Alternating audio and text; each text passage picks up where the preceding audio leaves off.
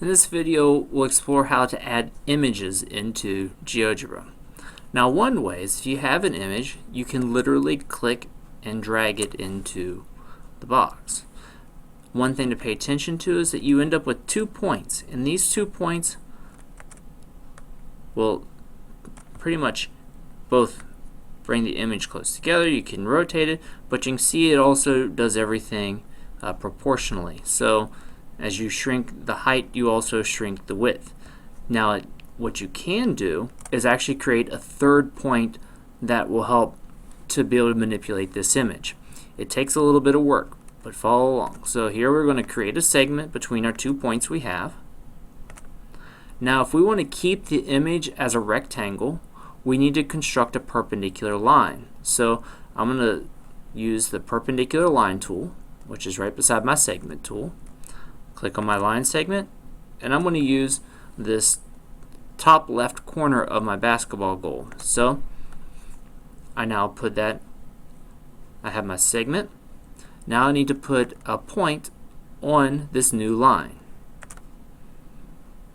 So here's my final aspect then. If I right click on the image, I can come into the properties and I can change the position right here so that it has another corner. And in this case, I'm going to label it as C and just hit enter.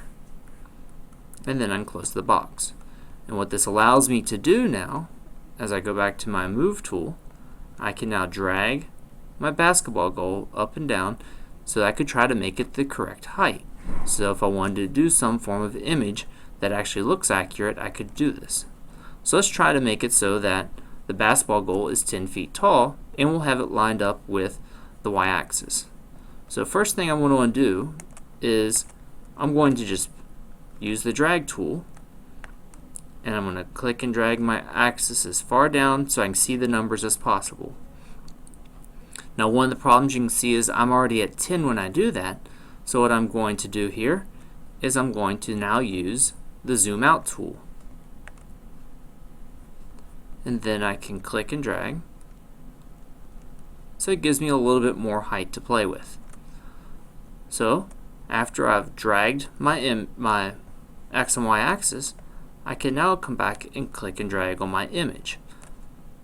Now, I want a little bit of room behind, so I can take my bar and put it directly on the y-axis. And you can see I still can't really see it. So I'm just going to drag my image over a little bit. And now I can work on taking it up to the 10 feet. And if I can't see that, what I can do is just drag my image back a little bit so I can see where 10 is. And just play with it until I get to the height I want. And line it up. And now I have a basketball hoop at 10 feet, and maybe I want to add in my stick figure. I could put him back here. Maybe he's shooting from all the way over here, but that's a gigantic person. He's 14 feet tall. That makes no sense. So I could just try using the 2 buttons I have and shrink my guy to something that's a little bit more relatable.